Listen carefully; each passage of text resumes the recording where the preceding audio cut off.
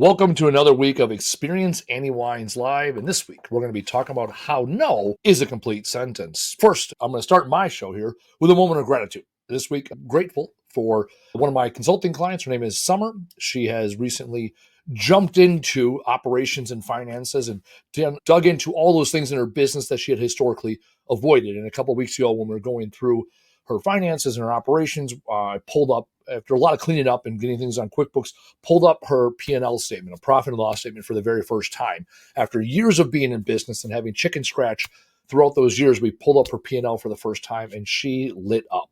The look on her face, how proud she was of all the work that she had done, not only in her business, but also the work she'd been doing over the last few weeks and months to get her finances and operations in order to say, hey, here is a no shit actual financial document as a reflection of the work I've done all these years. And I'm thankful because the way that she lit up, the work that she put in really inspires me to continue on my journey of writing my next book called Numbers Fucking Matter, where I take and this idea that entrepreneurs have of what business could be or should be or needs to be, right? And we really say, hey, no, let's focus on the end state, which is the numbers of your business and what does it look like? And so I've doubted myself in the past, hey, is this really something people need? And in that moment, I can clearly see that the work I'm doing, the research I'm doing, the writing of the book, the time and money spent on the book is absolutely worth it because there's entrepreneurs like Summer out there that are doing all the things, and yet there's more things that they need to be doing right. So the things they're doing are right, and yet there's more. And I can take my experience and knowledge and pass that on to the next people, no different than I passed on my knowledge with Words Fucking Matter and all the work I've done the last 10 years working on myself. So I'm grateful for Summer for allowing me to dig into her numbers, dig into her business and her operations, and allowing me that moment of inspiration for me. As far as other reasons we got to pay bills around here, other things, speaking, that's what I love doing. So not only do I have the language of leadership, and really now it's transitioned to being the language of leaders. So I'm really focusing on leaders individually. So the language of leaders. And I've also taken from feedback from people here within this community. I've taken the triple S score, which I read about in my book, about the simplicity, the satisfaction, the stimulation you get from being around certain people. And I've now morphed that into what we can do with people in business. So a few weeks ago, I talked about how to hire, fire, and promote people within your life. And so that's my next workshop and keynote that I'll be presenting. I have one booked already, and I'll be booking more here in the future. So for organizations, even chambers, maybe to that extent, but really it's for organizations and large conventions and expos, right? One of the thing I'm rolling out is how to hire, fire, and promote people in your life. And those people include vendors, customers, employees, right? Because often we struggle with that. So that's the latest keynote workshop I'm doing. So you can think of a place that needs that information, send them my way for that latest keynote workshop. All right, let's talk about what we're going to talk about. The word no is a complete sentence. I heard that years ago from a good friend of mine, Pat Miller, who's formerly known as he was the starter of the Idea Collective, and now he has the small business online community. So Pat Miller said, no is a complete sentence. And I thought about that over the weekend and how that's impacted my life. Looking back at the shows I've done over the last year, we've talked about start, stop, continue of change. We've talked about shit words like can't, don't. Recently, we said less is more. And now in my life now, I'm really focusing on the 10X things in the 10X ability I have to focus on my unique ability. What are the things that I'm great at? I've been put on this earth to do these great things. And for everything else, the answer is no. Another thing I learned recently reading 10X, I often want to justify why I want things. I want to justify my needs. I want to explain to people my position. And in the book 10X, they talk about you want what you want because you want it. And that's it. So I sarcastically used to always say, hey, I do what I want. And now I say I only do what I want so that I can qualify time spent in my unique ability, time spent focusing on what makes me great, time spent focusing on why I was put on this earth versus all other time. And it's one thing to go out of your way to say, okay, this is what I want out of life and explain to you my North Star and explain to you my goals and dreams and aspirations. Or I can say no to opportunities that no longer motivate me, no to opportunities that no longer get me closer to my North Star. And the beautiful thing about no is, and this is what I'm working on and learning, is it's a complete sentence. When you ask me if I want to participate in something, when you ask me if I want to spend my time, energy, money, or charitable dollars, I always would like, oh no, I'm spending it here. I don't have the money, or no, it's not a good use of my time, or I have other things to do. And now the answer is no. Well, over the last couple months, I was part of a networking group, a CEO roundtable group. And first 6 months, I really put a lot of effort into it. I went week in and week out. I wasn't motivated. I would sit there and I'd be playing on my phone. It's 2 hours long. I'm in a room with 10 or 12 other people, and I found myself distracted. I'd be wandering in my mind, and I would all of a sudden be scrolling Facebook or LinkedIn or checking emails. I wasn't engaged. And I sat back and I was like, why don't I want to be there? What the group of people? And I was, oh, here are the pros and here are all the cons lists. This is why I don't want to be there. I'm not motivated. I'm not checked in. And I finally said, okay, I don't have to explain anything to anybody. I took it off my calendar. I let the person that hosted the event, that's in charge of the invites, the RSVPs. Nope, I'm no longer interested in going there. And she was taken back by it because I'm relatively new. And I thought, no, this is no longer a good use of my time. I don't want to be there. And I don't have to say that I don't want. What I want are those 2 or 3 hours of my month back so I can focus on what makes me unique. I can focus on things that are productive and not busy within the power of the word no. There's a book I started reading over the weekend, Never Split the Difference. And reading the overview in the summary and talking to people that have read the book in the past, they say that the word no is the beginning of a negotiation. Because now you can say no. Whatever they come to you, you say no. And you allow other people to negotiate with you instead of you negotiating against them. They start negotiating against their own principles and practices. And so there's an application even there where the Never Split the Difference is written by a gentleman who spent 20 years in the FBI, another 10 years post-FBI career negotiating with people. And the power of the word no.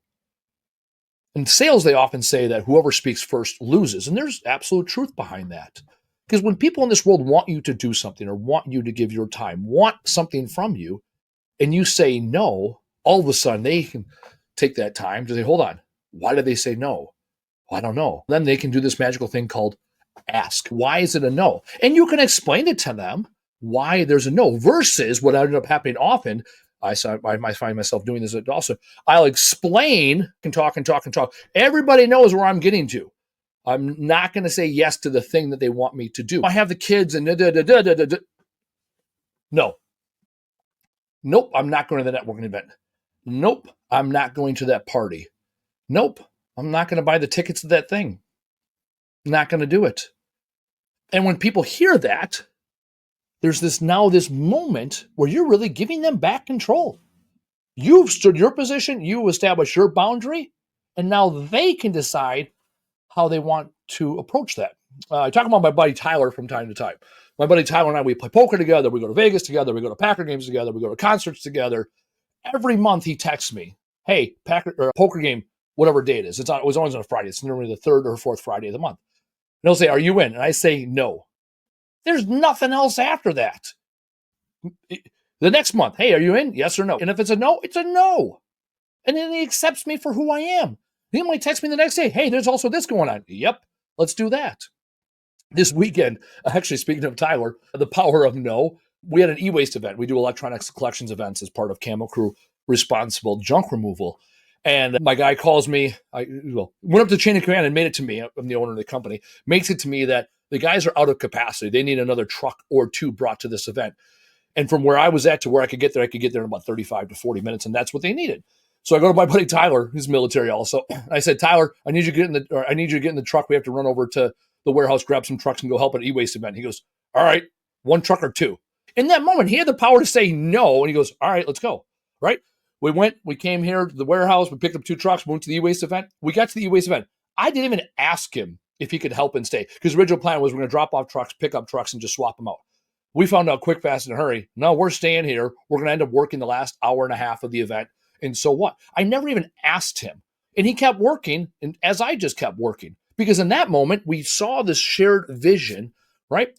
And all the no's before, all the yeses before, at that moment didn't matter. We leaned into which was naturally already part of our lives. Organically, it's I got your back, you got my back.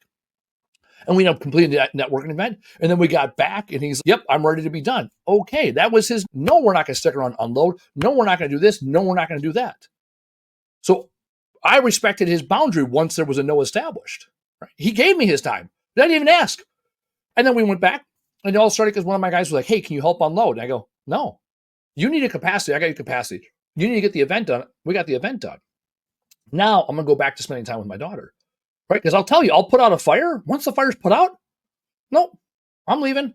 I told him, hey, guys, good luck unloading. Have a good time. Unload the trucks. No, I'm going back to my life. I'm going back to spend time with my daughter. My buddy Tyler's going to go back to what he's doing. Came in this morning. First thing they said, hey, awesome. Thank you so much, Andy. It was a huge help. Without those 2 trucks, we would have been there another 2 hours. Might not have got the event done. Would not have been cleaned up. Customer would have been pissed. Right? And if you would have left it on Saturday, I've been like, oh, I feel guilty. I'm leaving the guys. No, it's not what I do. On Mondays after my show, I do the 2 shows. I go to the gym. Last week, Monday, like 6:15, I got my gym appointment at 6:40. I'm pulling out. Trucks are pulling in. Guys are unloading. I go, leaving, right? So the question of, Andy, are you going to stick around, wait till the last truck? No, I'm going to the gym. That's what I do. And ultimately, what ends up happening is I empower those around me because I give them a very clear and concise boundary of mine. I'm a savior, but I have a hero's complex, savior's complex, whatever you want to call it. So I naturally want to be the safety net. I naturally want to be the hero. I want everything to go to shit so Andy can swoop in and get that dopamine, build up his ego. Oh, Andy's the smartest guy in the room. Andy had the answers. Andy fixed it. Andy, we let it go to shit, but then Andy took care of it. And that made me really busy. It made me really irreplaceable within my company and also in my family to that extent. And then I learned the power of no. And what ended up happening was I said no, and I got to feel empowered by setting my boundary. And everybody else, once they knew the answer was going to be a no, and he's not going to clean up the mess, and he's not going to stay around later, and he's not going to go make things happen, right, when things weren't happening. Because I either put out fires or I create fires. That's what I'm generally known for. And I ended up finding myself busy. I wasn't moving the needle for the company, moving us forward. I was only getting us caught up with what we were currently working on. And so once I started saying no, everybody else had to start saying yes. And then they also got to identify. It's a yes to this and it's a no to that. Okay, if it's a no for you, then who can it be a yes for? And you start to get people write seats. We talk about EOS. You also start to get people to naturally lean into their unique abilities. Because by me saying no, I'm actually creating more opportunities for other people. And that's in business. And in life, it's no different. I talked earlier about the triple S score. With some people in life, they will not meet your minimum threshold. The simplicity of the relationship you have with them, the satisfaction of the things you do, the stimulation of the person, it's a no. They ask, you want to go to the bar? No. I found this interesting. For years, when I went to networking events, I talked about drinking. I would rarely have drinks around other people because I already have 2 friends. It's one more than I need, right? I had plenty of jokes and bits. The fact of the matter is, I never want to have a drink in my hand and be accused of saying something, right, that I may or may not have said or doing something, right? And I had a drink in my hand, and that's a contributing factor. I offend people enough without alcohol. We don't need that brought in. So I never wanted to drink around people. There was never a crutch. I'm not a big drinker. And for years, whenever I said, no, I don't want to drink. No, I don't want to drink. Oh, no, it's just one. No, let me buy you a beer. No, it's okay. A year and a half ago, when I declared to myself and others, I no longer drink, I abstain from alcohol, now people respect it. People respect that boundary much more than I don't want a drink today. So when I say no to all alcohol, people respect it. And moreover, I respect myself. I also fast every day. I fast 14 to 16 hours every single day, 5 days a week. The goal is 5 days a week. The goal is 5 days a week. I fast 16 hours. So I broke my fast a little bit ago. I went 17, 18 hours today. So I ate late. When I wake up in the morning and I'm feeling hungry and I see something I enjoy eating on the counter in the fridge and I say no to myself, I've just given myself a little bit of dopamine because I've held my own standards. Now, if I ate that, there's nobody to watch, nobody to justify. And yet I'm the one that's held that standard for no. On the days where I say, I don't want to go to the gym, say, no, it's already on the schedule. Going to the gym is the best thing for you. So no excuses today. No bullshit. I talk about BED, blame, excuse, denial. I have a predisposition to blame others for my inadequacies, for the results of things that I had implementation or control over. And I learned the word, no, Andy, Where's your fingerprints? Where's your DNA? It's a question that my business coach asked me a couple years ago when I brought a situation to him where I blamed and blamed. He listened to me for 45 minutes blaming other people for this situation. He goes, okay, Andy, no blaming. Where's your fingerprints? Where'd you show up? How'd you show up? Where's your DNA on this situation? And all of a sudden, when I gave myself permission to say no to blaming and I took responsibility, I realized all the gaps within my life, all the gaps in the decision making I made because I said no. The beautiful thing about changing up your language is initially when you change it up, it starts in your head and it's surfacey. And then you project it out to the world and you get empowered. Like, oh, look at me. I'm setting my boundaries. I'm setting my standards. I'm letting the world know who I am. And then someday you have to live up to that person that you told the world you were. And that, ladies and gentlemen, that's where the real work begins. And that's where I'm at now. I've raised the flag. I wrote the book. I told people what hill I'm willing to die on. And now I have to say no to my own bullshit. I have to say no to my urges. I have to say no to the things that I know do not serve me, do not get me to that mountaintop I'm chasing.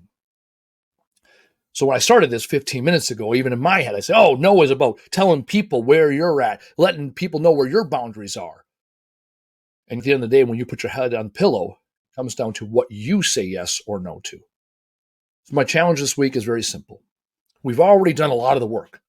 We've come up with our goals. We've come up with our milestones. We've come up with start, stop, continue methodology of change to get us closer to where we want to be. This week, ladies and gentlemen, when you have that part of your brain, the fear-based part of your brain, the fight, flight, or freeze part of your brain, the blame, excuse, denial part of your brain, this small, lower lizard brain creeping up, it's your opportunity to say no. So this week and always, learn to say no by doing the fucking thing.